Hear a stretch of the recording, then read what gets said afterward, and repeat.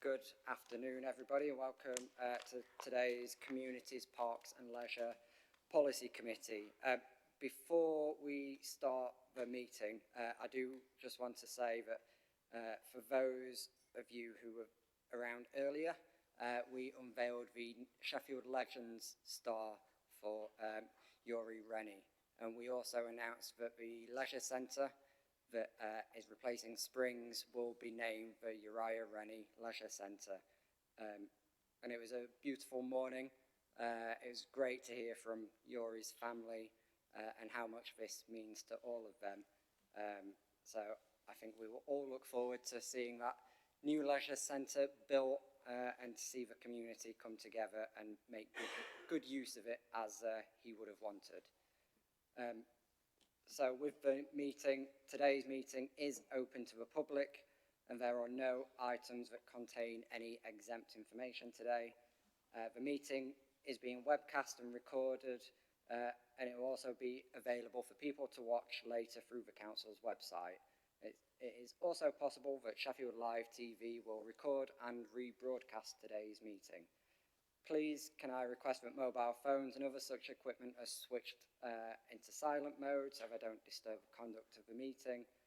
There is no fire test planned for today that I'm aware of, so if there is an emergency evacuation, please take instructions from the Town Hall staff, and the assembly point is outside in Tudor Square. We'll do the introductions now before we move on to the other items of business. So as I say, I'm Councillor Curtis Crossthorne and I'm the chair of the committee. We'll start on my left. Good afternoon, Councillor Alan Hooper, Councillor for the West Ecclesfield Ward. Simon Clement-Jones, Councillor for Beecham and Greenhill. It's Councillor Brian Holmshaw, Green Councillor for Broomhill and Sharrow Vale. Good afternoon, I'm Marion Elliott, Green Councillor for Gleadless Valley. Hello, I'm Mike Chaplin. I'm a councillor for Southey Ward and today substituting for Councillor Tony Downing. Councillor Mary Lee, Darnell Ward. Laura Moynihan, Manor Castle and Deputy Chair of this committee. Excellent, thank you. So apologies for absence, as we've heard. We've had apologies from Councillor Tony Downing and Councillor Karen McGowan, and we've got Councillor Chaplin and Lee here as substitutes. So we've also had apologies late from Councillor Nabila Milani. Oh, of course, yeah, thank you. So they are noted. Item 2, exclusions of public and press.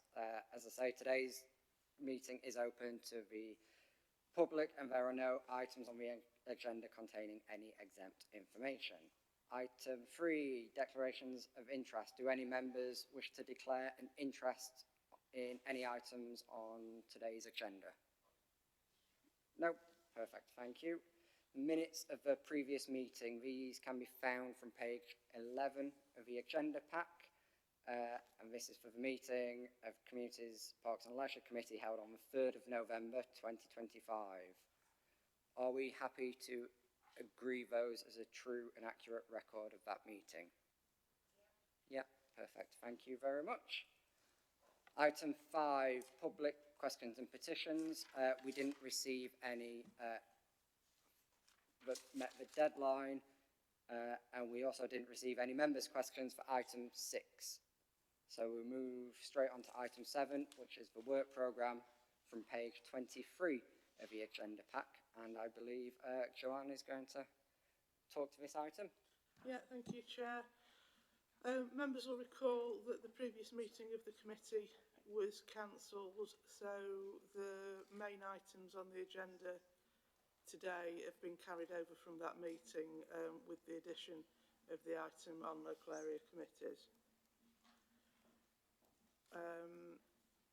I suppose, I mean, you'll see the table on page 28. I suppose the main thing to comment on is 2 items which I would guess might be fairly sizable ones, which is the Green and Open Spaces strategy and the Tree and Woodland strategy.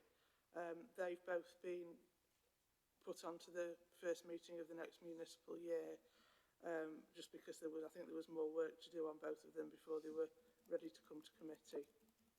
The other thing that we need to hopefully agree is that we've got a resolution from the previous meeting of full council, which is about solar panels for Sheffield schools. So you'll see that on page 26 of the pack. Would you like me to read that, Chair, or what do you think? I'm assuming everybody's already read it. Yeah. Yeah. So in voting to agree the report, you'll also be voting to agree that response to the council resolution. That's all. Thank you, Chair. Excellent. Thank you. Councillor Elliott. So, thank you, Chair.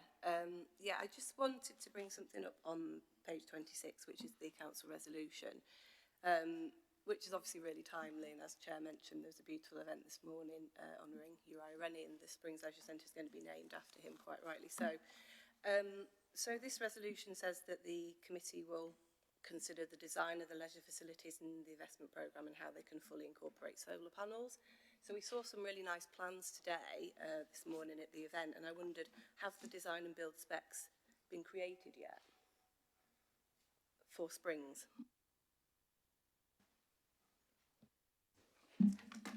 Hiya, Kate Clark, Service Manager in the Sport and Leisure team. Yes, Springs has incorporated solar panels, so we already have those plans and specifications. I think we'll be able to share those, and with Concord Leisure Centre, we are planning to incorporate, although we're not at that design stage yet. So, how many solar panels? You're testing me there. It's basically, we are designing both of those leisure centres to meet BREEAM excellent standards, so the number will be compliant with what is required in terms of BREEAM excellent. So I can't tell you a number off the top of my head. Do you think it's worth us having a briefing on all of this, rather than running off the agenda on the details of Springs? Thank you, Chair. I think that was my point, really, because I've just done a bit of research to see what other local authorities are doing when they have put solar panels on leisure centres, and the number seems to be between sort of 655 and 762. So we need to be sort of in that number for it to be truly sustainable. And obviously, this full council resolution is saying that this committee needs to be involved in this decision making. So if we can sort of have that on our agenda so that we're fully involved in those plans, I think that is what full council decided on. Yeah, that's fine. We have got a sustainability framework, which we've actually got tomorrow, a kind of workshop on the sustainability framework to kind of finalise the things that are going in there in terms of KPIs and the kind of level of different kind of items. So it might be useful for us to bring that sustainability framework along to a committee meeting to report on it, to update people in terms of the sustainability items that are being incorporated into both new builds. Yeah, I think it would be useful. That will cover a wider. I think that'd be helpful because panel. obviously if build is starting in October, obviously this committee needs to be cited on the plans and have some influence into that to make sure it's properly sustainable. Let's have a briefing on this. It is worth noting that, as Kate said, that the building will meet the excellent building research establishment environmental assessment standard.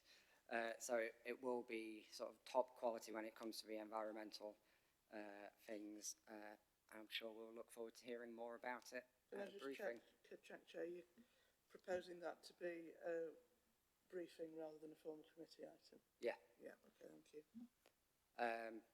Laura? I think we've just dealt with it. I was going to say it's not an item for detailed discussion as a committee. It's more appropriate that it's a briefing. Perfect, thank you. Brian?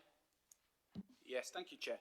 So page 36, at least it is to page 36 on my agenda pack, there is an item on the work programme, which is the only one that is not filled out. So it's at the bottom on page 36, and it's the commitment to strengthening relationships with friends of and other community groups. And this was the item that was agreed at full council. So there's a full commitment to doing that. So it doesn't have a date on here, and I would like to ask that there is a commitment to a date, and can we agree that? Oh, yeah, Lisa?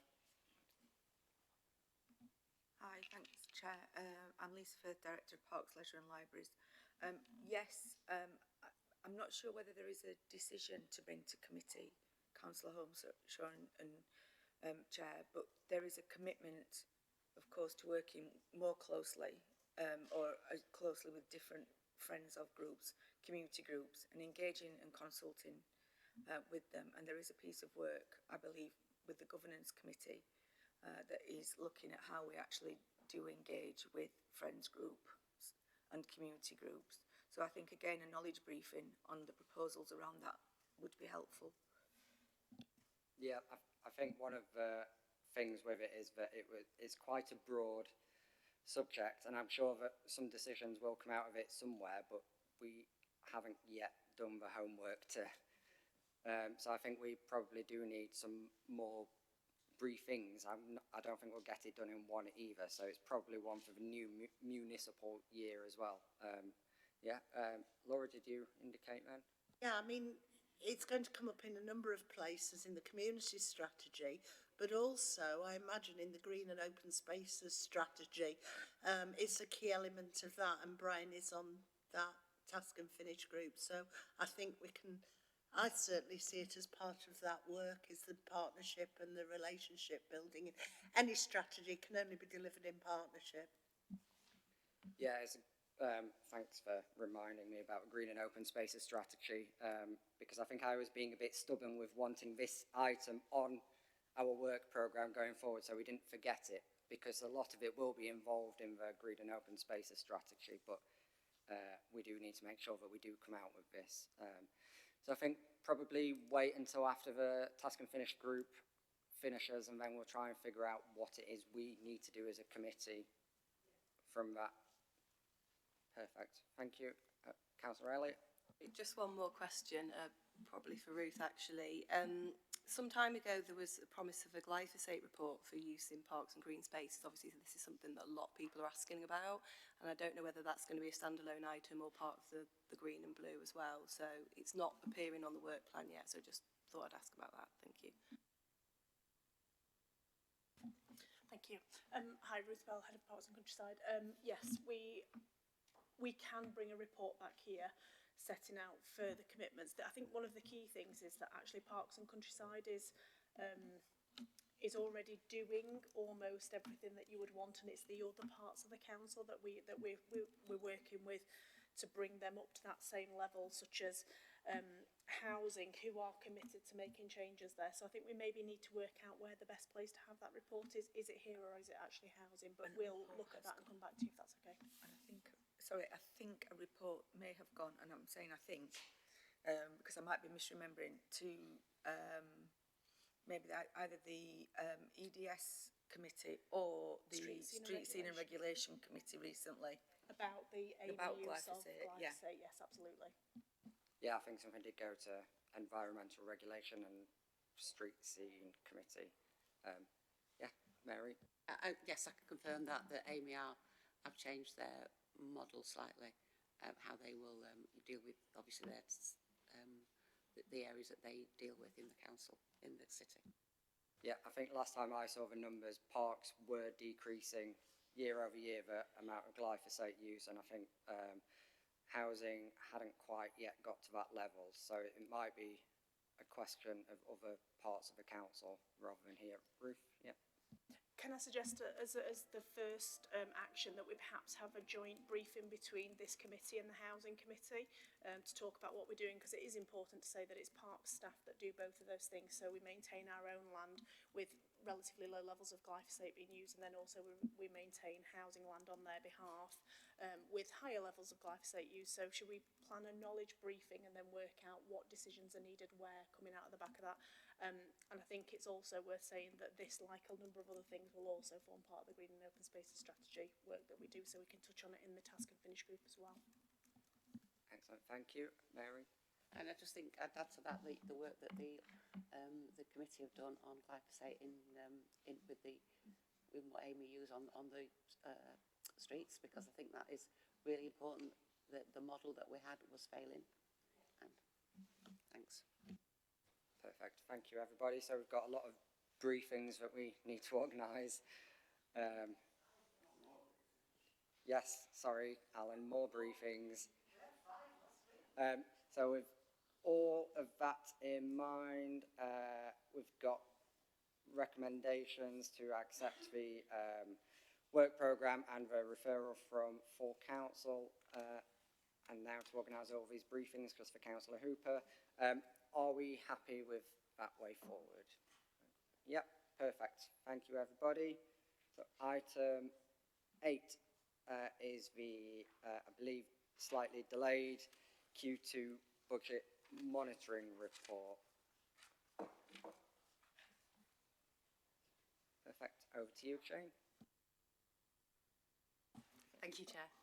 I'm Jane Wilby, Assistant Director of Finance and Accounting, and yes, as you mentioned, the update is slightly delayed due to committee scheduling, but it does remain important for the committee to receive these regular updates for the wider organisation context and for our commitment to transparency and governance.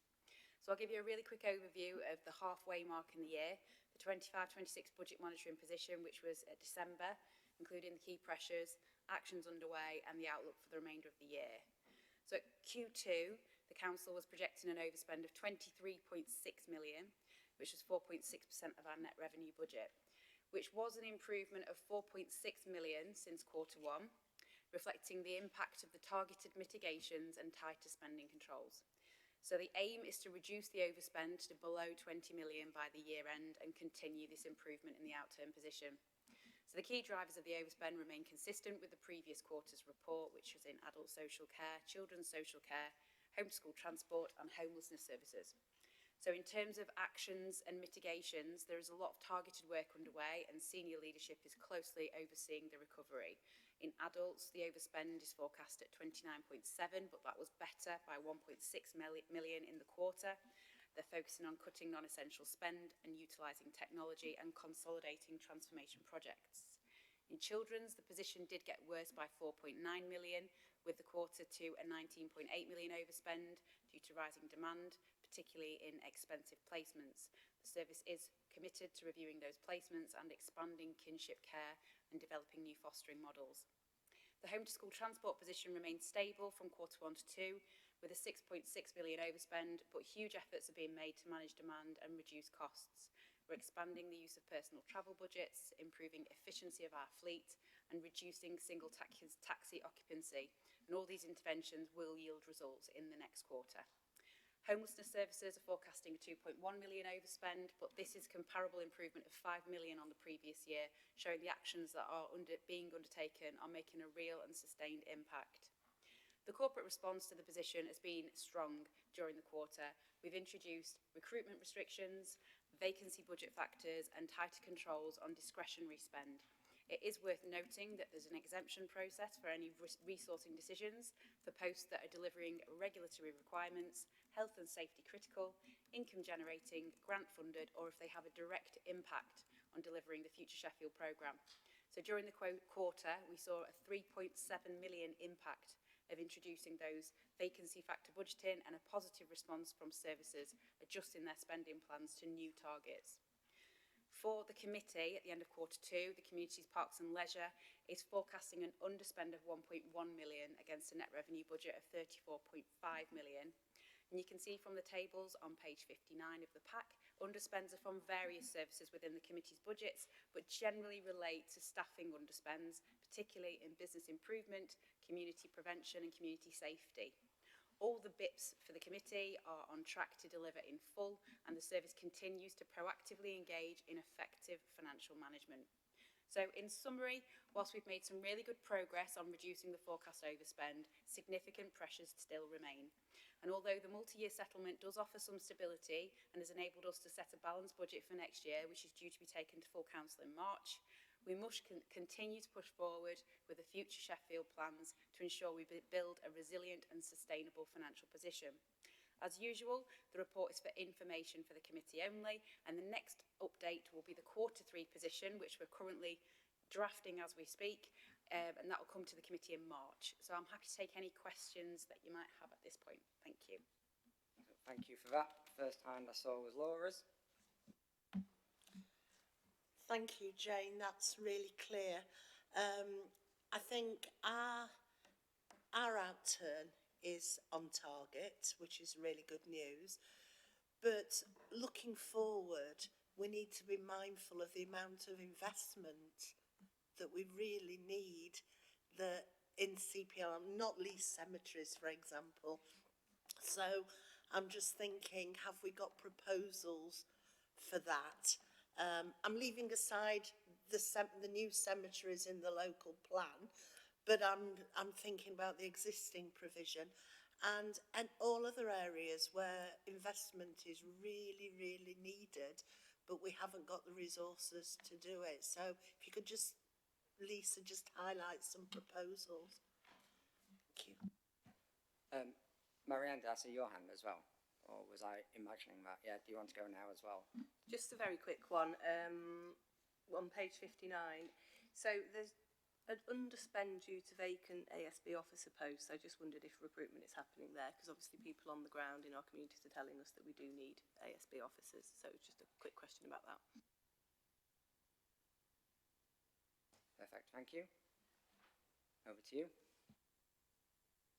Okay, so for Councillor Moynihan's question around investment, particularly in cemeteries, bereavement services, crematoria, yeah, we are working very closely actually with Jane and other colleagues in finance to look at how the budget for bereavement services works, basically, because we do get income and it is a self-sustaining budget, but what we haven't done historically is set aside significant investment in the infrastructure for those services, which you kind of, hindsight's a wonderful thing, isn't it? And then you get to a position where actually they do need significant investment and we haven't made that provision historically. So we are looking at the budgets, we are looking at what we can do and how we can use that income to, first of all, invest currently in what we need, but then also set it up so that the budget works, so that we've almost got a bit of a sinking fund in the future. I'm not saying that's definitely what we're going to do, but something along those lines where we say, okay, we need to set something aside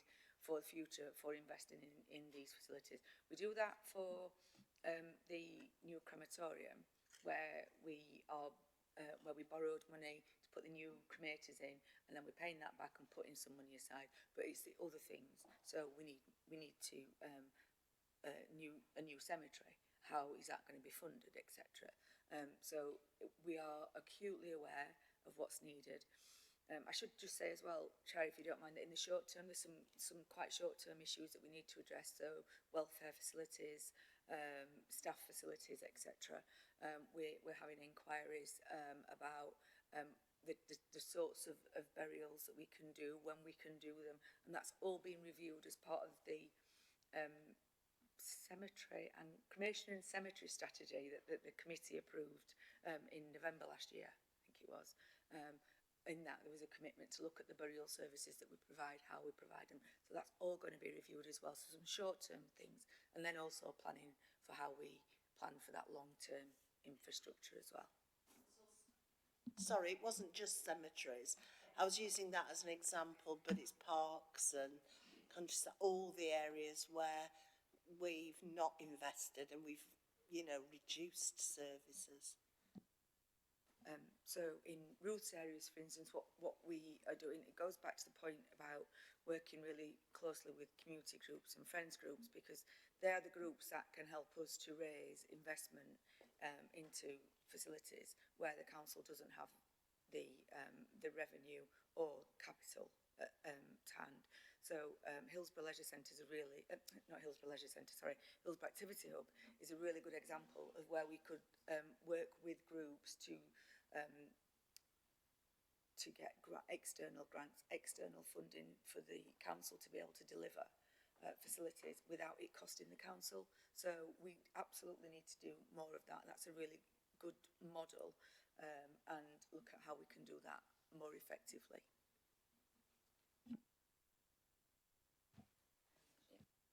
Sorry, I was just going to say, on top of all the service level things, I think it's probably an important point to note that now we've got the multi-year settlement, we'll be planning in a slightly different way. So we've got a broader planning horizon, which means we can be a little bit more strategic. We've got a level of certainty, so we can be able to plan over a slightly longer term. So that is a good point. And things like, again, in Ruth's area, we know that ash dieback is an issue across the city. So we're actually planning.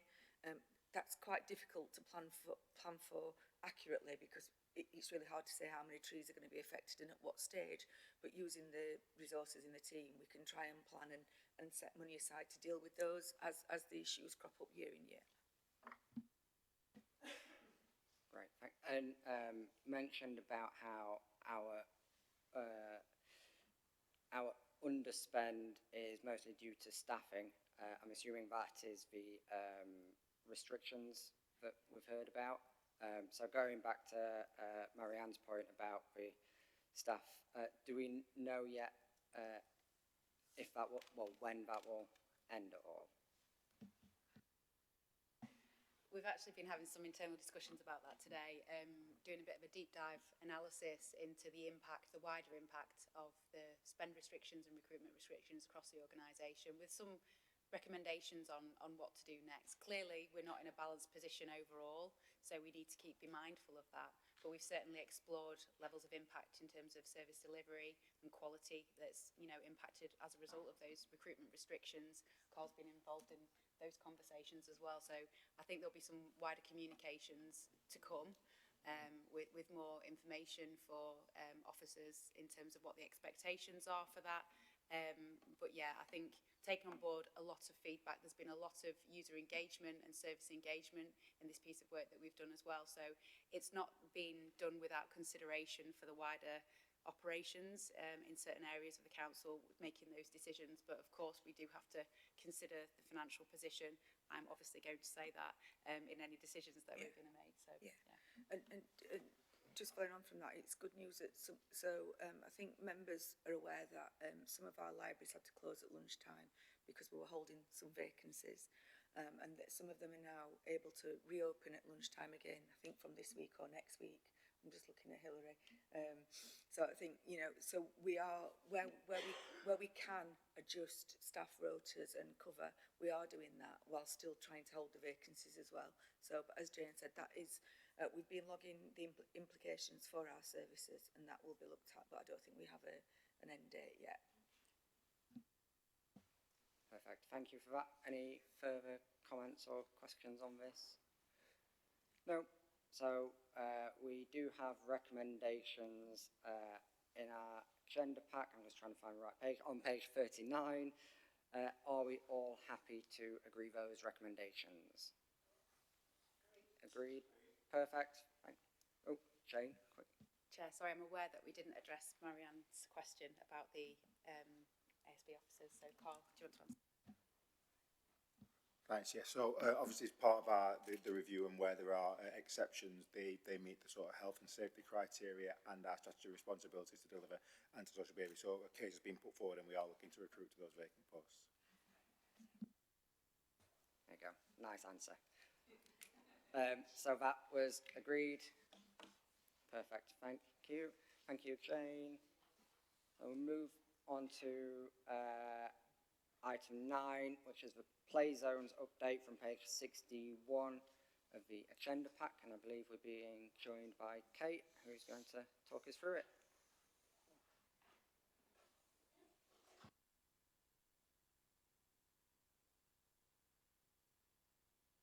Yeah.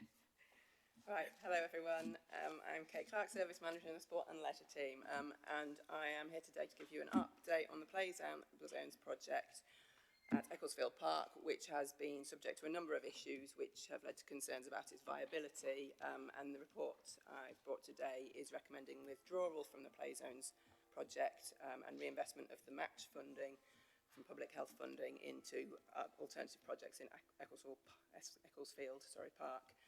Just to give a little bit of background on the play zones project, it launched back in 2022 from the Football Foundation of multi-sports courts.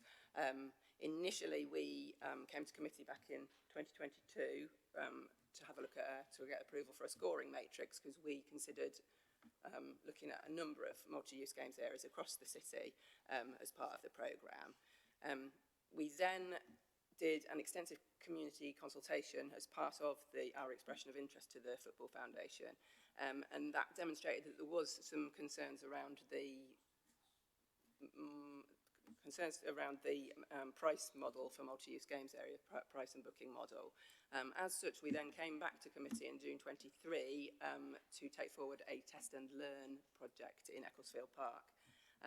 Subsequent to that, we've done further work and development of the costs and designs, which have led to quite considerable cost increases. So we originally had a grant of, from the Football Foundation and then £81,000 of match from public health funding, which was 25%. Since then, due to a number of different issues in terms of ground conditions and changes to the design, that cost increase has changed from the original estimate to around £378,000 in total from an original total of 327. So that's around a 50 grand increase. Additionally to that, it's become clear that a lot of the things that came out of community consultation we weren't able to incorporate into the design of the final facility due to the limitations on the play zone programme model. So that included things like the colour schemes that people would like to have seen, the Wi-Fi and mobile phone charging, and a number of other areas. This has also led to kind of reduced community interest in the regular bookings and the price that people will be willing to pay for booking the multi-use games area, which has led to concerns about the sustainability of the programme, because over a 10-year period there's an estimated sort of £91,000 of costs associated with revenue, which include the Club Spark booking system for the play zone, the maintenance and the sinking fund that we would need to set aside. So subsequent to these discussions, we've had a long dialogue with the Football Foundation on the best way forward, and the recommendation I think we're bringing today is due to the fact that the cost has increased and would represent a kind of 60% or so increase to the match funding the council would have to find at a time when we don't have that funding available. The fact that there's reduced community interest because we haven't been able to incorporate a lot of the things that the community have asked for, and due to concerns about the sustainability of that project, and whether we'd have the ability to maintain it. We have worked in the design, spent some of that match funding, around £11,000 on the development of the design. The Football Foundation have spent money on the feasibility and survey work. So there's around £70,000 of public health funding remaining, which we were proposing reinvesting into projects within Ecclesfield Park. Parks and Countryside are leading at the moment on a vision to create an active park within Ecclesfield Park. We've already done improvements to both the tennis courts and the playground, and there's a real kind of drive to create a kind of activity hub similar to Hillsborough activity hub, which would include cafe and toilet facilities. So there's the ability to reinvest that funding into that project, which might better meet the needs of communities. We know in consultation that people have told us those things are really important in Ecclesfield Park. There's also other things that came out of consultation, including improvements to the existing open access mugger, multi-use games area, or lighting and mobile phone charging at the bandstand that people are really interested in. So there's a number of different options for the reinvestment of the match funding. We're not asking for approval for that today. That'll be subject to further consultation. Just in terms of, before we kind of move to the recommendations, what we want to say is this kind of proposal, whilst disappointing, is something we have made in conversation with the Football Foundation, who we have a really positive relationship working with across the city. And we are committed to continuing that working relationship, delivering priorities within our local football facilities plan and our playing pitch strategy, including projects such as refurbishing the 3G pitch at Concord Park and the Home Advantage programme at Steel City. We do feel like this is the right proposal for the Play Zones project.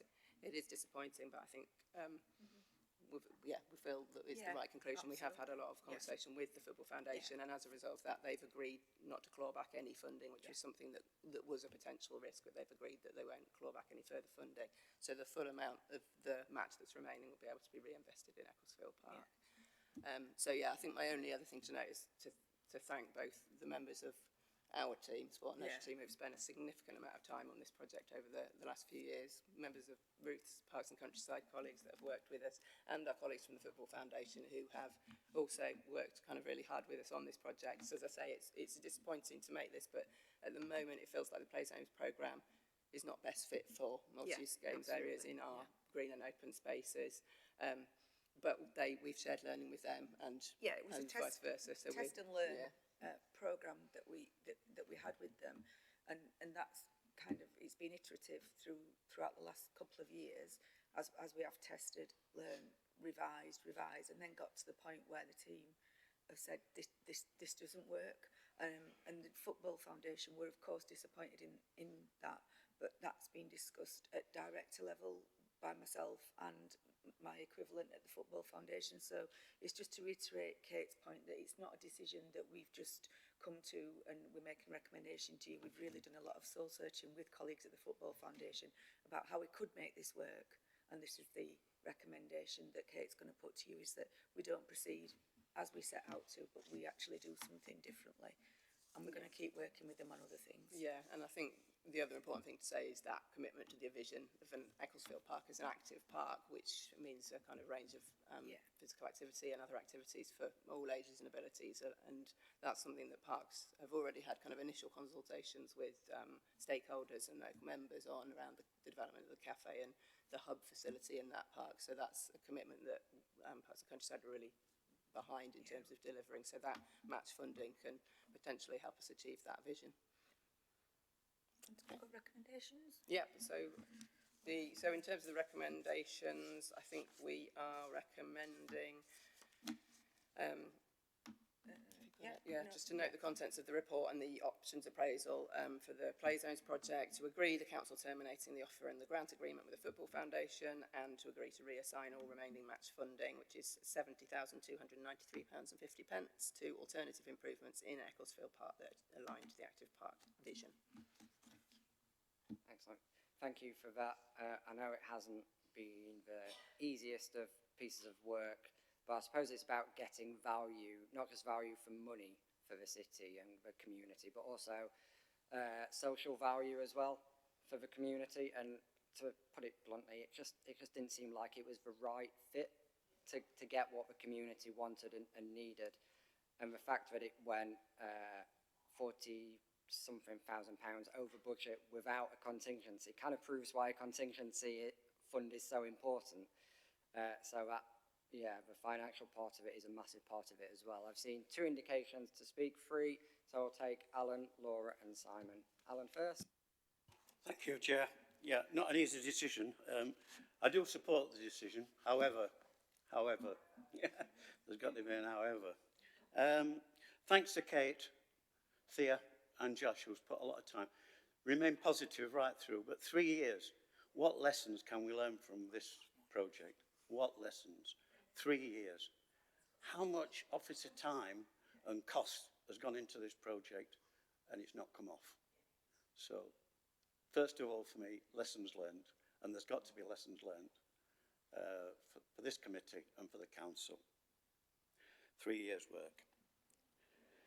It states that there's a small risk to relationships and reputation.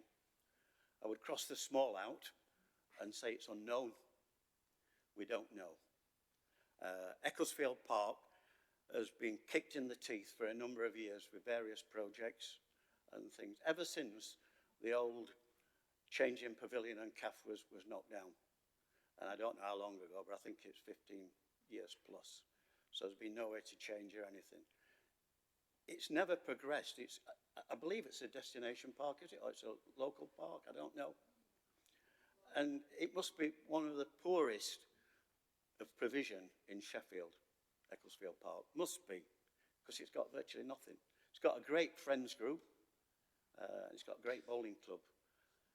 It's in a good position, not only for East Ecclesfield, but for the surrounding wards as well. Southey, who use it, right up to Lane Top and Firth Park is borders it, but it's poor.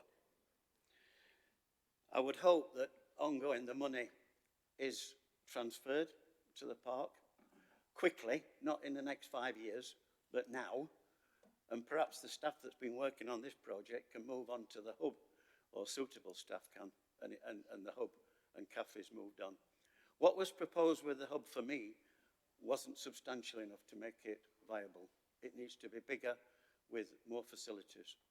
Just having a small, and I don't think that the joint consultation with the bowling club that the bowlers understood what was going to happen. So I think they need to be clear what it was. They were understanding it would be a shared provision, but the bowling club are only there in the summer. So what would happen? So it needs really, really looking at. Ongoing,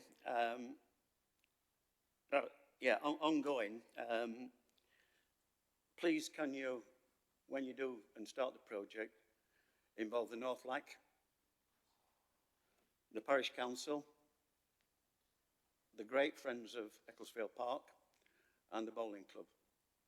And just so that we're all engaged with it and can move it forward. But yeah, I'm really sorry that it's not going ahead. But I do believe, despite everything, that this is the right decision at this stage. Thank you. Thank you. And I think it's worth saying that while the play zone project isn't going ahead, our project will go ahead, and the money will be invested in Ecclesfield Park, as it should be, because that was the money promised by the council, and so it will be delivered. We'll take Laura's question now as well. Thank you. I think it's the right decision because it's clearly not value for money and it's not sustainable.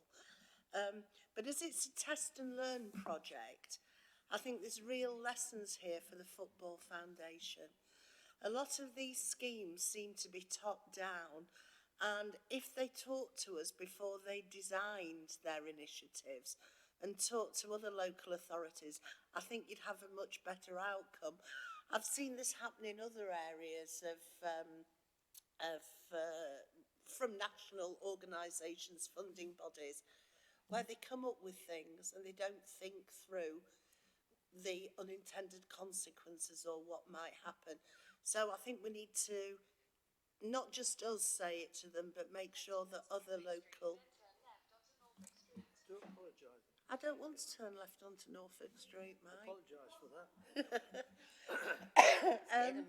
Google Maps. But yeah, so I think they've got to learn a lesson that they should be responding to public need, not coming top down. So I think that's really important. I think not exactly the same as Hillsborough, but that model is a way going forward. But just a word of caution. I was upon the manor at Fairley on the manor on Saturday, and I was speaking to the manager of a local football club, and affordability in poorer areas is a real issue. And I'm worried that whatever we do is affordable for everyone and it's inclusive. It's determined. Why don't you turn it off? Yeah. And then, you know, we've got to really consider affordability. And I know there were going to be tiered fees, charging whatever. But I think we've really got to think about this because I'm hearing from more and more people that they can't afford it. And I'm worried about, I know we've had the presentation on Springs today, really want to look at affordability, and everything we do, we have to think, how can we make this affordable? I know we have to cover our costs, we have to cover maintenance, but if there is some way of cross-subsidising, or the Football Foundation and other organisations look at revenue as well as capital, it would be... Capital's always relatively easy. I say relatively, but it's always revenue that's difficult. Perfect. There was quite a lot there, so shall we go back for some answers and then come back for some more questions? Okay, thanks. I'll start and then Kate will chip in with more details. So going back to Councillor Hooper's points, lessons learned, absolutely. You know that we've been to this committee previously to say that we're going to change the direction, we're not going to do it here. We've had constant dialogue with the Football Foundation, and it does link into Councillor Moynihan's points as well, that what works in some cities doesn't work in others as well. You know, there's very different cities across the country and different levels of affordability, consultation. So by taking this decision today, that doesn't end the discussions on play zones with the Football Foundation. That will continue. the feedback. And, you know, as you said, Kate and the team working really closely with colleagues at the Football Foundation, trying to make this work. So that feedback will continue. Bigger and bolder than Hillsborough. I'm not sure about bigger, but bolder maybe. So yeah, I understand what you're saying there, and certainly I'm sure Kate will reiterate that we will involve all the partners that you suggested. And I think you're right that I think when you mentioned the risk of and kind of credibility, council's credibility on risk as well, as Kate said, we did a large amount of public consultation and engagement. And part of this decision that we came to was because we could not deliver some of the key things that came back as being important, particularly to young people, I think, who would be using the play zones. So it was felt that it is better to kind of to stop the progression than delivering something that people, you know, not delivering what people want almost feels counterproductive to doing public consultation and engagement. Because we thought that was deliverable and it turned out not to be. Would that be fair? I'll just, if that's okay, Councillor. Yeah, if you could just come back. What didn't help as well over the past 12 months or so is that most of Ecclesfield Park's been declared a flood zone. So very little places where you can actually build something. And secondly, most of the the goalposts move. I think on this occasion, the goalposts have been totally removed. Thank you.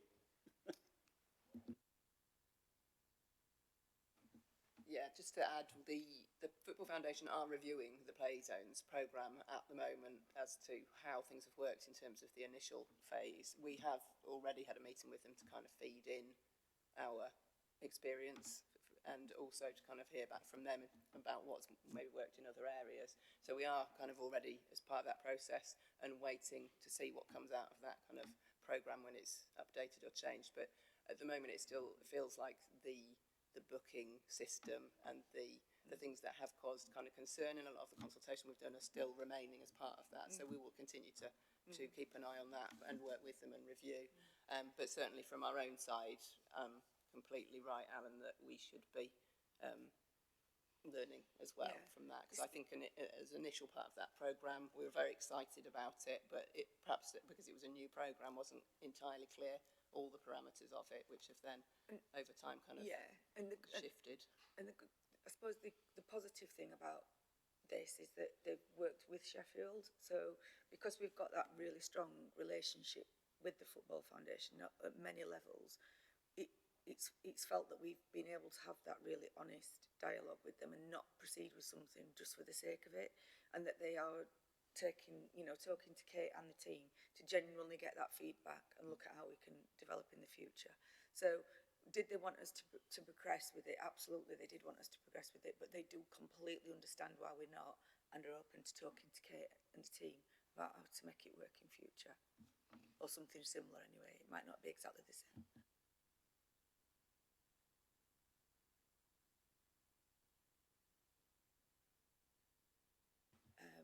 So Councillor Moynihan mentioned about revenue and capital. Absolutely, capital, you know, it's not easy to raise, but it's easier to raise and it's easier to pay back. Revenue is a persistent challenge for us, and particularly the future maintenance and sinking funds, as I mentioned earlier. So absolutely, that is being fed back through not just ourselves and the Football Foundation. Excuse me, but also I know that our chief executive is also having conversations at a high level in Department of Culture, Media and Sport as well about how important revenue funding is to local authorities and working in partnership with communities.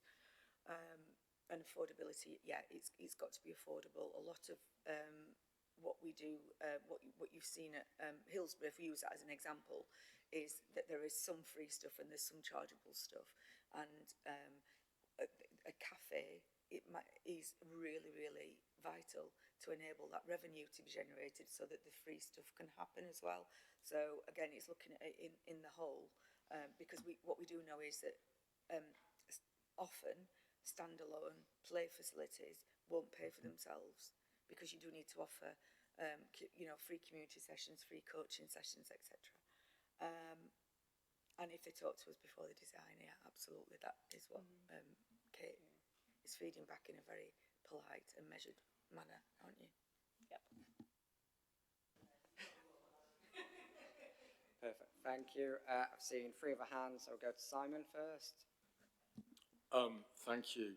Yeah, I mean, obviously, it's a very disappointing result from this. I remember looking at it, the scheme myself, looking at somewhere in Bakemore Park, and it was obviously just a non-starter for that. I'm really wondering, I was going to ask about learning, but Alan stole my thunder on that one. I'm just wondering, in terms of the rules of the setup of the scheme, and what you're feeding back to the Football Foundation, what could they have done to kind of remove the straitjacket? What were the rules that have kind of meant we've ended up in this situation? What are the chances of them perhaps moving somewhat when they do hopefully redesign the scheme? Perfect, thank you. We'll take a few more questions and then come back. So, Mike. Thank you, Chair, and apologies for the for the phone going off. I didn't realise it didn't. You can have your phone on silent, but it doesn't stop messages coming through if you're looking at a map, which is what I was doing, because I was just surprised with Alan's comment about Southey Ward, given that Ecclesfield Park is some distance away. Collie Park is bang on the doorstep, actually in East Ecclesfield Ward. Yeah, so I just wondered whether there was a bit of confusion there. But I think officers are to be commended. Okay, you could say 3 years is a long time, but it's better to reach a decision rather than let the situation drag on. And I'm thankful to the officers for doing that. Hopefully the money that we have left can be put to better purpose for that park. Because I agree with what Laura was saying earlier. There is so much investment needed in our parks across the city, and clearly I've got 3 parks, one of them quite small in my ward. None of them are charitable parks. We know that charitable parks generally have access to funding that the other parks don't have. So it's in that group along with Ecclesfield, and as you've highlighted earlier, it's got its own problems with being a high risk zone for flooding. Sorry, I'm not sure there's a question in there, but just genuinely whether you could you have acted any sooner than you have really with this, or did it need time for it to get all the information together? I think we had concerns for quite a long time, as people know, because we've kind of come back and forth to committee with changing direction, but the cost estimate wasn't provided until late November last year, so it's only really then, when we've been kind of going back and forth waiting for those final costs, that we've decided that, all things considered, with everything put together, that it no longer is value for money, and obviously with the concerns about sustainability and whether it meets the needs of communities, that's kind of all culminated to make us come forward with the proposal. I can't remember a time where the team have come to a committee to propose that we don't do something. We are optimistic on the whole, and we tend to think that we can make things work because we've got such good relationships with national bodies. We tend to be able to work with them and make things work, somehow work it through. And as Kate said, once we got the cost estimates at the back end of last year, the team came to me, to be fair, just before Christmas, didn't you, with a really detailed summary, and said, we don't think we should do this. And that led to, some detailed discussions at that point. So, hindsight is a wonderful thing, and could we have called it right at the beginning when we started going back to the Football Foundation? We worked with them so closely though, and like the test bed at Woodbourne Road, with the all those things have worked. So there wasn't really any reason to suspect that we wouldn't be able to somehow get to a point where this would work, but we did. And as I said to Councillor Clement Jones, the discussions will continue. Shall we take Marianne's question?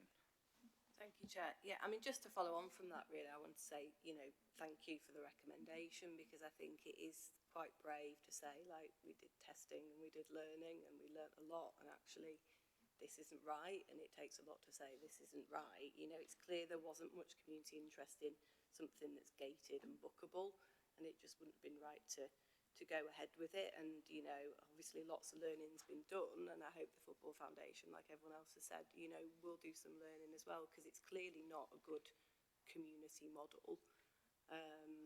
And it does sound like, you know, they are going to be listening in future next time. So I want to say thank you for that.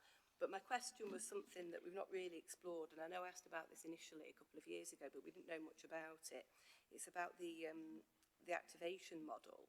It sounds like that really relies heavily on a community anchor doing a lot of work there. Was part of the problem that there wasn't one in this situation, or is it just too much to ask of an organisation?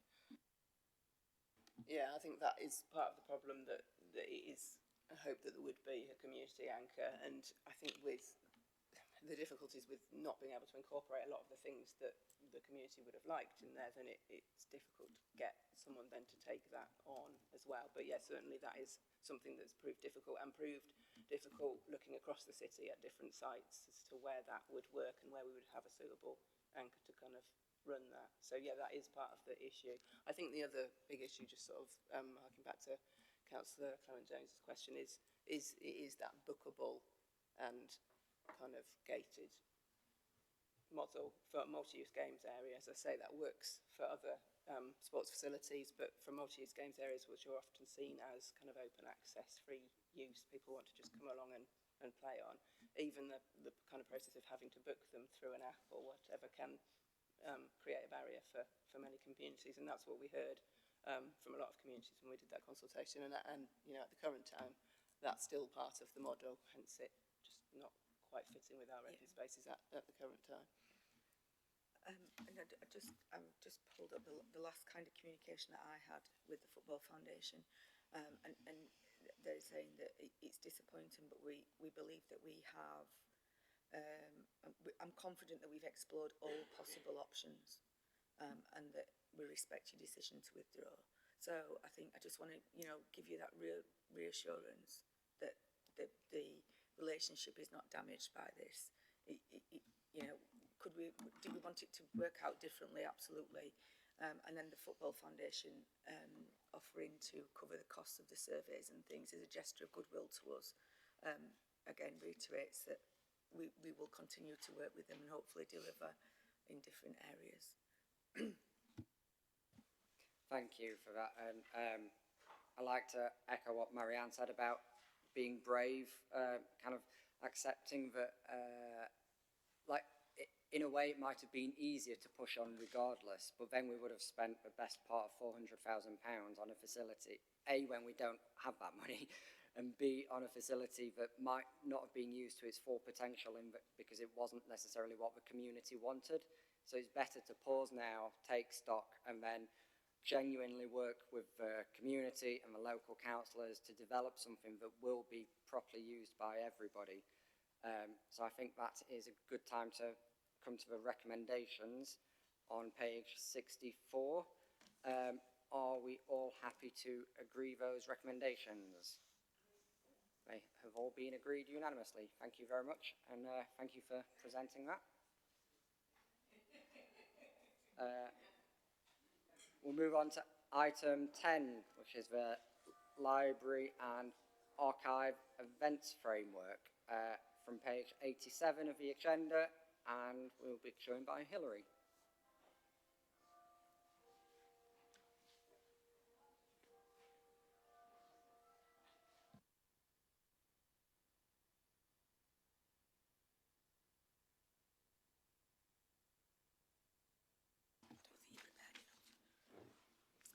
Hi everyone, I'm Hilary Coulson, the head of the Library, Archives and Information Service. So I'm here today to present the proposed Library and Archive event framework for the committee. So the framework itself is an appendix within your report pack on page 95 to 98. And it covers events delivered by the council-run libraries and the City Archive. It acts as voluntary guidance for the 16 volunteer-run libraries who oversee the events that they host. So I'll just quickly kind of go through just the main points of the report. So section 2 of the report on page 90 just kind of gives a little bit more detail about what the framework covers. So it's designed to cover one-off or annual events rather than the weekly and monthly events that you would expect to find kind of across libraries, kind of in Sheffield. So baby times, reading groups are kind of separate to this. And it acts as a guidance document, and its purpose is to ensure that our events are diverse and inclusive, and they're trying to reach new audiences for the service. So it is based on 4 principles which are set out in paragraph 2.4. So they are to promote reading for pleasure, to build a sense of belonging through the history of our city's communities, to celebrate Sheffield's diverse culture, and to commemorate or celebrate key anniversaries or dates. So as well as the purpose of the report, I think it's just worthwhile just highlighting quickly some of the legal implications that are in section 8 on page 93. So libraries are a statutory service, and part of our statutory duty is to provide a comprehensive and efficient library service. So section 20 of the 1964 Public Museums and Libraries Act means that libraries are also there to be used for educational and cultural events. So the purpose of having a varied programme of events is to benefit our communities by widening access to cultural or educational activities, by trying to foster a sense of community identity and helping to preserve and interpret the collective memory of the history of the city. So as well as the guidance, the framework also acts as a bit of a reference point in terms of our approach to events that may be deemed to be controversial by certain kind of individuals. Section 4 of the framework itself, which is on page 96 to 97 of your pack, just sets out a little bit about how we would go about kind of reviewing events that may be considered to be controversial. And I think it's important to note that just because we host events doesn't mean that we are endorsing the views of the individuals or the organisations that are presenting them. However, we would of course seek to ensure that no event was ever in breach of the law, that it didn't promote hate or intolerance, that we would not provide a platform for any extremist views, and we wouldn't offer activities that were likely to undermine community cohesion. But I think also within the framework, it's really important that we wouldn't just cancel events because they may be deemed to be kind of controversial. So section 4.6 on page 97 just gives some criteria about how we would consider and evaluate kind of events that may be deemed to be kind of controversial, to just give a bit of a flavour about what that decision-making kind of process is like. So because of that, we are recommending that the committee approve the framework, and that is to ensure that our approach is, first of all, transparent, that it promotes diversity, equality and inclusion, and it better reflects Sheffield's communities so that we can reach new audiences and customers for the library and archive service. I'm more than happy to take questions. Thank you for that. I think it's very good to have, as you say, an open and transparent policy on how all of this works. This itself isn't obviously a list of events and things coming up. This is just about how that all works in an open and transparent way. So I think it's good to see. Laura, I saw your hand go up. It's a comment rather than a question, if that's okay. I think it's really important, particularly in the current political climate, that we have this framework, particularly around cohesion and inclusion, and particularly around 8.4 and 8.5 of our legal implications, that we do represent the diversity of this city, and there will be people who will look to undermine some of what we do or be critical of it, but that doesn't mean we should shy away from it. So we've got this framework, we can point to it, and I think that's really important. And 8.5, freedom of expression, doesn't mean freedom to express hate. And I think that's important as well. We've got that further in the report. So I actually really welcome it, because there'll be people looking at what we're doing and seeking to actively undermine it. And I think we have to stand up and say we are a diverse city, many cultures, and the library service is there to promote cohesion, inclusion. just going to say that I completely agree with that. Not every event will be relevant to everybody, but every event will be relevant to someone. I think that's what's important about it going forward.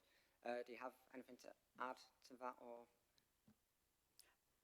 No, I would fully endorse kind of that point, and I think that is why the framework is there. It is there to be kind of transparent about why we host, that this isn't about the events that you would expect to walk into your local library and find every week or every month, but it is trying to cover a whole range of activities and events that are relevant to different communities across the whole of the kind of like the calendar year, if you like, and set out our expectations. Thank you. Perfect, thank you. Have we got any other questions or comments on this? No, excellent. There you go. So we will move to the recommendations on page 89. Are we all happy to agree those recommendations? Agreed. Perfect. It was agreed unanimously. Excellent. Thank you, Hilary. Speeding through it now. Item 11. Local area committees achievements from page 107 of the agenda pack, and we are being joined by Carl. Thank you, Chair. Good afternoon, everybody. My name is Carl Malula. I am Head of Community Services, responsible for our local area committee teams. So I'll be presenting today. I'm also here covering on behalf of Tom Smith, who sent his apologies to the meeting. So obviously, I'm not going to go into the great detail in the report. I'm just going to try and pick out the highlights and then open up for a discussion. But essentially, the purpose of this report is just to highlight some of the key achievements and the great work that's been done by the various community services teams to support the local area committees, and in turn the work of the local area committees in making Sheffield a great place for everyone, showcasing innovation and partnership and dedication to all involved. So the report in the pack it outlines the impact of the ward POP funding as well as local area committee funding in enabling voluntary community and faith sector organisations to deliver vital services. And it also highlights the role of the community action groups in driving collaborative, sustainable solutions to local issues.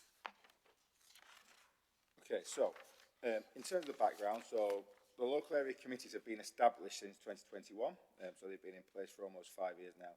And the main aim for the local area committees is to strengthen local democracy, promote community involvement and bring decision-making closer to residents and acting as a key mechanism for engagement. So each of the local area committees, each of the 7 local area committees is allocated £100,000 and that funding has been used to support community initiatives, enable targeted actions that address local needs and aspirations and ensure stakeholders can engage, consult and collaborate effectively at a local level. So as part of this, what we do, so the local area committees each go out from years to year, but actually they go out and consult with their local residents and develop a community plan in relation to the priorities that have been identified. So those plans can vary from area to area because we want to try and tailor that to the different needs of those communities. But essentially, there are themes that have been developed over that period of time. So if you look through the report under the proposal, I'm just going to highlight the themes that we use. So we've got a theme around environment, one around parks and open spaces, one around business, employment and skills. We have one for children, young people and families, transport and highways, health and well-being, cost of living, and then our community. So each of the local area committees will spend their allocation of funding in line with those priorities, but essentially they do it slightly differently. So each one is not sort of a set thing. So the other thing that we do in local area committees is to support the local ward members in delivering the ward POP funding, and that is really vital funding to help support the voluntary community and faith sector in that local area. So again, they're not massive amounts of money, but the impact they can make on those voluntary sector groups and those small amounts of money can be massive, and so we work closely with the ward members to administer that funding and make sure that reaches the communities that it needs to achieve. And then finally, the only thing I'd mention also is the community action groups, which I touched on in a minute. So it's not just the work the committees have been doing in terms of spending the funds. We are also looking to act as a connector within those local communities to bring services together and make sure that we're identifying and addressing some of those local needs. So that's something that, particularly over the last 2 years, we began to develop and we want to harness that. And all this aligns with our community strategy, which was agreed at the Strategy and Resources Committee last November, that we want to try and make sure that we're putting people of the city at the heart of what we do and our community to sort of develop and continue this work. So really the purpose of the report today is really to demonstrate some of the great work that's been done across the city, in all parts of the city, and then from there to look at how we develop and continue that work over the years to come. Perfect, thank you for that. I think when a lot of people think of a council, they think of a town hall, but in reality, a lot of the work that we do as ward councillors is in the communities, and I think the local area committees play a massive part in that. And I think we're spoilt actually today because I think we've got 4 LAC chairs here. So I'm sure they are all going to brag about the work that they've done. And to be fair, while I love this committee, the best job in the council is being a LAC chair. Sorry. But because you really get involved in your communities and you see the work that's being done. And it is amazing. So the first hand that I saw go up was Alan. So you first and then Simon. Thank you, Chair. Yeah, comments really. Firstly, I, and I don't think any other chairs were involved with making this programme, officers. I think we ought to be involved. I really do. I think you've missed a great opportunity there, Colin. Learning again. Thank you. Secondly, the report seems out of sync with the council calendar. So it's for 2004-2005. We nearly finished 2005-2006. So can the next, if we're going to have another one, be summertime? So it actually reflects what's been done.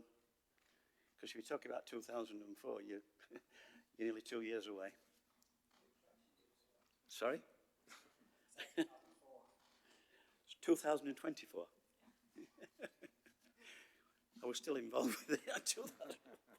So yeah, if we could have that, perhaps late summer. We've got the outcomes here, but none of the process, which I think that should be in. How we've actually got to where we've got to, the process. And I think we've had difficulties, but we've moved on. And I think the process has changed over the last 12, 18, 2 years. And the LACs and the LAC committees are much better. They're actually functioning better and engaging with the community is much better. And I think that's despite the lack of a full template of staff. So I'd like to thank the staff right across the board for what they've done under difficult circumstances. Thank you, Chair. Thank you. We'll take Simon's question and Mary's. Go back for some comments and then do another round of questions. Thank you, Chair. Yeah, I have to agree. I've been councillor 20 years and definitely the best job in the council. You know, you can really feel like you're actually achieving something when in this place you can feel like pushing the proverbial stone uphill. Yeah, so I mean, I'd have to pay tribute to all the staff at the LACs. You know, we meet regularly. We see the work that goes on. We know how important they are to the VCF, to all kind of sections for the work they do, and not under the best of circumstances at the moment. I think Alan alluded to it that you know, because of the freeze on recruitment, you know, they're working their socks off to achieve this. And you know, really at the sharp end of dealing with say with the VCF and the community. You know, often you know, they're the people that know what is going on. They're talking to people every day, and they'll come to us and say, you know, here's this issue, you know, which you know is absolutely vital to get that message back to this place. I suppose my question, if it is a question, is around expanding the remit of LACs. I've made no secret of the fact that I think they should be doing more. I think they should be involved in more parts of the council. They should be more integrated into what the council is doing. And really, I'm wondering how, you know, over the next year, 5 years, we can actually develop the work that they're doing to expand it and get this work, you know, into the heart of our communities. Thank you, Chair. Perfect, thank you, and we'll take Mary's now as well. Yeah, thank you. Thanks, Carl. I think what colleagues have said was really good, and I would like to pay tribute to the staff in the East Lack and staff across the city who work for the likes. I think it's absolutely brilliant, the work that they do. They're really embedded in their communities, so, you know, we absolutely understand, and they get the intelligence and the networking that goes on is really good. Just a few good things. Last week we had our East Lack Awards ceremony in the town hall. I think we had around 200 people there. All very grateful and really pleased to be asked to the town hall and talk to other people about the work that they're doing and share notes and so on. We had a great meal. We gave awards out to two groups in each ward, and it was absolutely brilliant. And just on the working side, this morning we were able to have a public meeting in Darnell, brought a number of services together, brought partners together to address the issues that people were raising. We didn't solve all the problems, but that people felt they had their say, talked to the services, got answers in some cases that they wouldn't have normally got an answer for. So absolutely going from a really good social event to just, you know, working on the ground, absolutely brilliant. There's more to do, and I know we've got a community strategy that we need to fully understand where we are placed in that, and we need to, you know, maybe our public engagement. I know we focused on that a couple of years, Carl. We started to do some work on that, and it was overtaken by work the governance committee was doing. So I'd like to see how we really get involved in that again as LACs. Perfect, so over for some answers, and then we'll come back for some more questions. Thank you. Yeah, so I've just picked up a few of the points that were raised there. I think firstly, I would also echo, I mean, obviously overseeing the teams are doing some fantastic work in sometimes challenging situations, and we do recognise, we had the earlier item, didn't we, around the finance. We know we have vacancies within the team, and that does have an impact, but I'm also proud that the teams have continued to deliver for their communities and meet the priorities despite those resources. And that's also not just our own teams, that's also teams across the council and partners who've been working together in partnership. So I'd just like to put that on record. And that also leads to some of the points around the fact that this is the 24-25, but some of the achievements within there do also fall into this financial year. So it's work that we've been doing throughout the year. So we have a difficulty in the local area committees where we get the allocated funding and then we've got a period of time where we can spend it. So over that period of time, it makes it challenging to find the report through the right structure. Now, within the governance of the council, local area committees don't actually report into a committee. This is particularly around the role of our community development work. But what we did want to is showcase some of the great work that is happening across the city. So it was our opportunity to do that. So I take on board the point around involving the wider chairs and make sure that we can do that going forward. And we'll use the chairs group informally to do that. I think overall around Councillor Clement Jones' point around expanding the remit of the lights. Now, in the community strategy, one of the commitments is around our neighbourhood governance and the review of local area committees. That is a 3-year strategy, so I think as part of that, we'll be looking to sort of establish what role will be going forward. And again, like Councillor Lee said, that's something that we will be working on with the chairs going forward and with the wider councillors, because I think the one thing about local area committees is every one of the 84 elected members has a role to play in the local area committee, so it's very different to the others where everybody's got sort of an insight into that. So it's really important that we do engage those members, and I think that covers the items, I think. Yep, so I think I've covered that. Thank you. On the looking at remit of LACs, is that work that's being done by the governance committee, looking at the sort of technical side of it? I think that's to be confirmed. I don't think we've had that discussion yet about where it sits. So it could potentially sit with the Communities Parks and Leisure Committee. I think it's aligned to the community strategy. That was obviously signed off by Strategy and Resources, but yeah, we're going to look through what the governance arrangement will be. But I think we know we had a member working group in relation to the development of the community strategy. And I think the intention is that we follow a similar path to involve those members. So as well as the members from this committee, also members from governance, and then the relevant local area committee chairs. So we've got a cross-section of people with an interest in this area.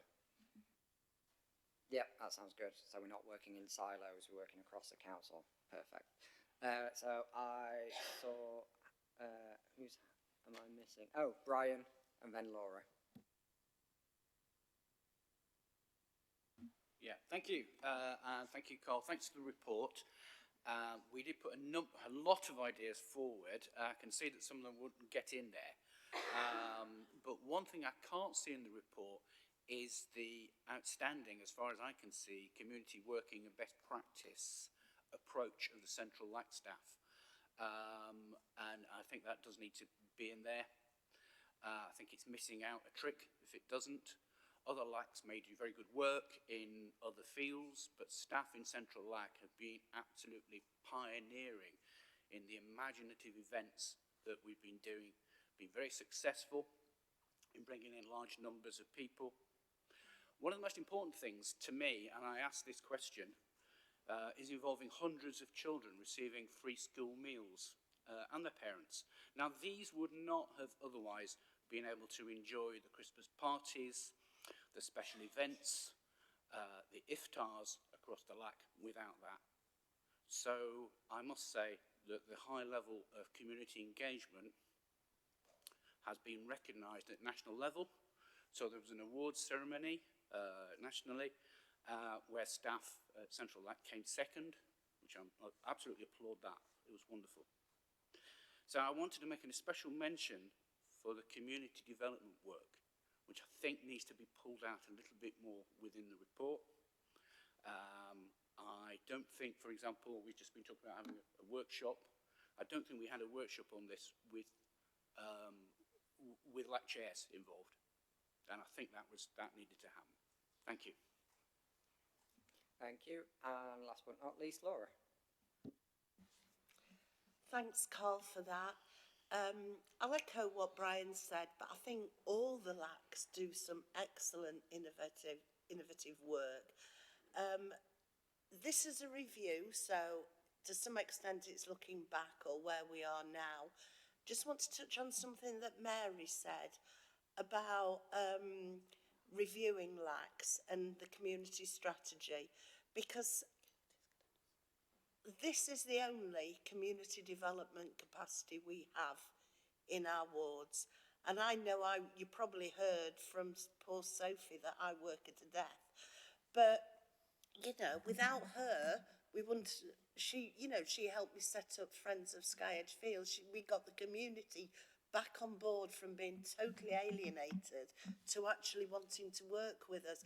That wouldn't have happened without that capacity from Sophie.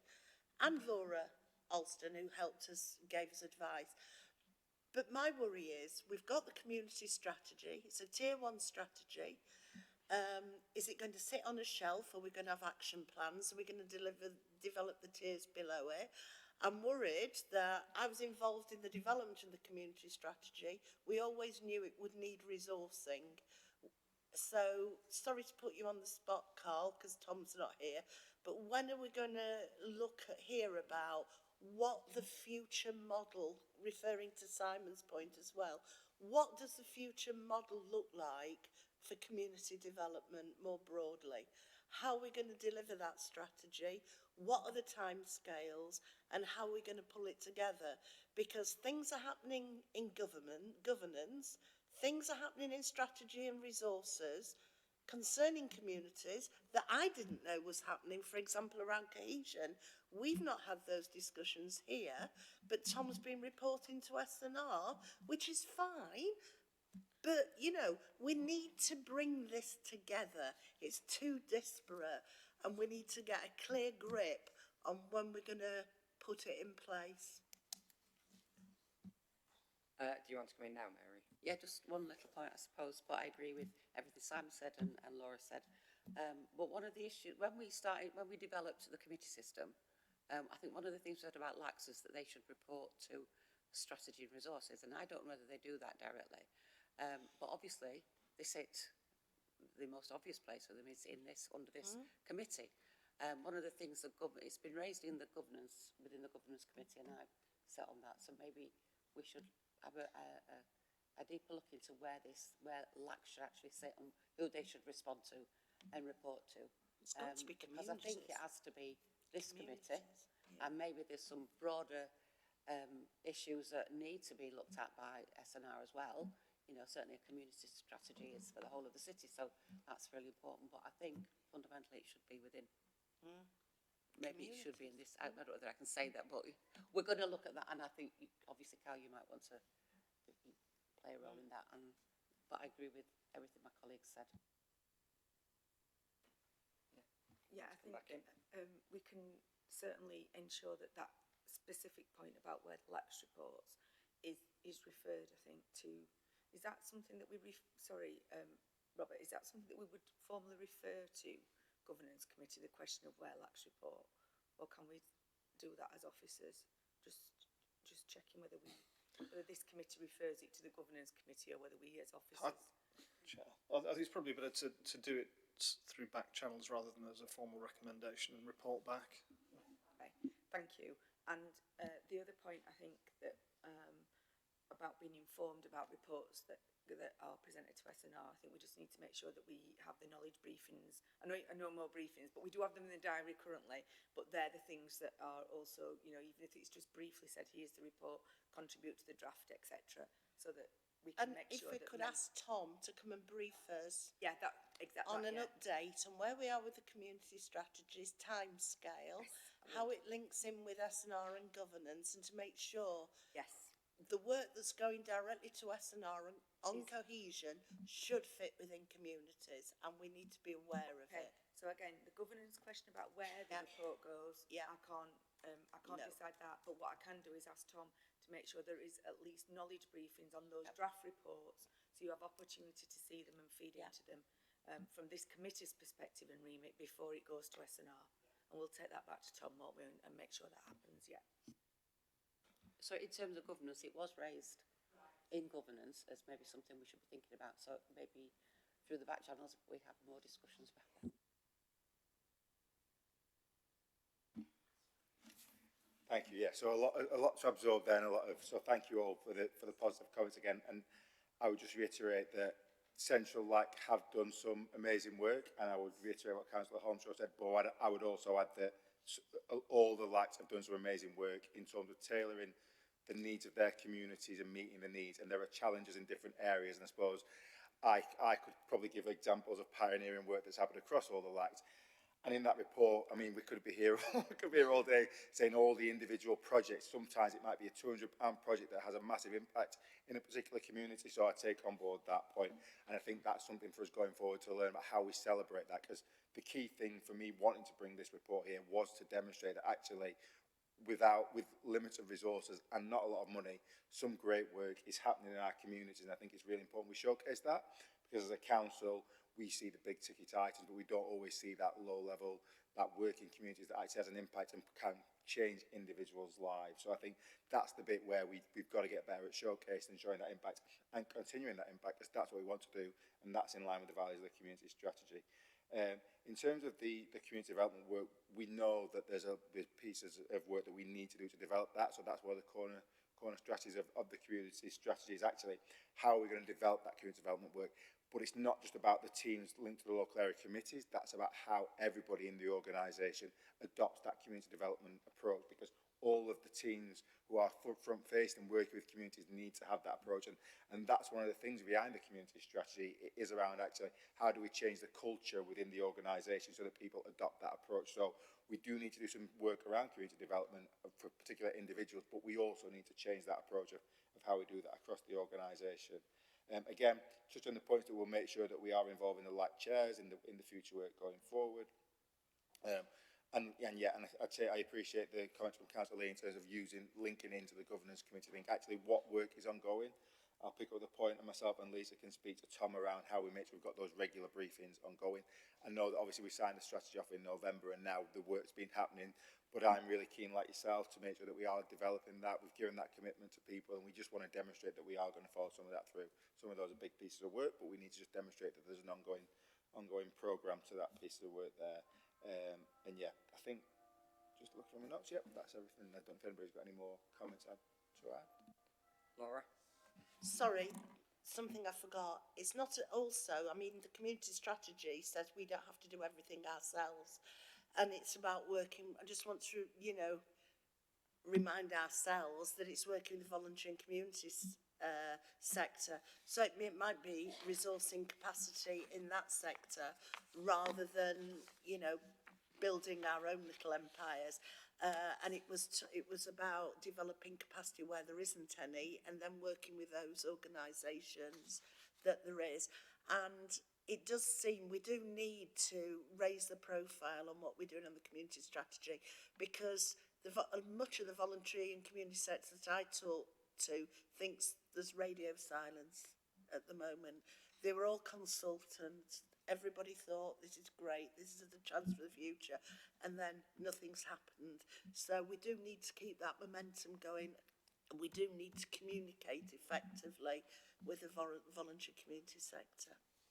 I think one of the real positives that came from the work on the community strategy was that engagement, and I think one of the sort of gaps we do have, we've got local area committees that are geographically based, but actually how do we communicate with those wider communities across the city that aren't geographically based? And I think, yeah, I agree, we really want to keep that momentum and work with yourselves as the ward councils and this committee to make sure that we are showcasing what's happening and actually getting the message out there. And I think the other thing we need to tie it to, because obviously we've got the Future Sheffield programme, so thinking about how do we make sure that Future Sheffield isn't just about what the financial savings are, but also about how we want to change as an organisation, and that is where the community strategy underpins that. So yeah, it's not always about putting extra resources in, it's about how we best use those resources, so take on board that.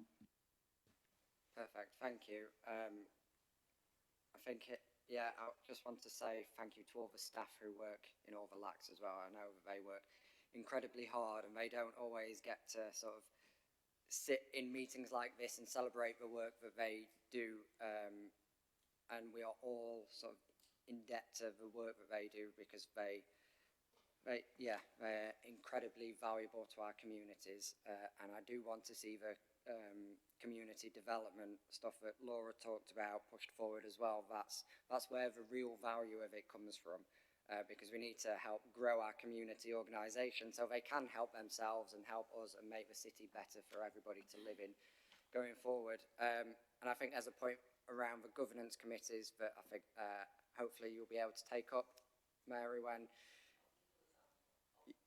so we'll take that up through governance committee, because it is important that that somebody sort of has a hold of it all and has oversight of everything. So with that in mind, we'll move to the recommendations on page 109. Are we all happy to approve those recommendations? Yes. I think they were approved unanimously. So that brings us to the end of our agenda. Thank you, everybody. And I don't think we've got when's the next meeting? I can't remember. I've lost it now. Anyway, check the calendar on the council website for the next meeting, and have a safe journey home. 23rd of March, that's the next meeting. Perfect. Thank you.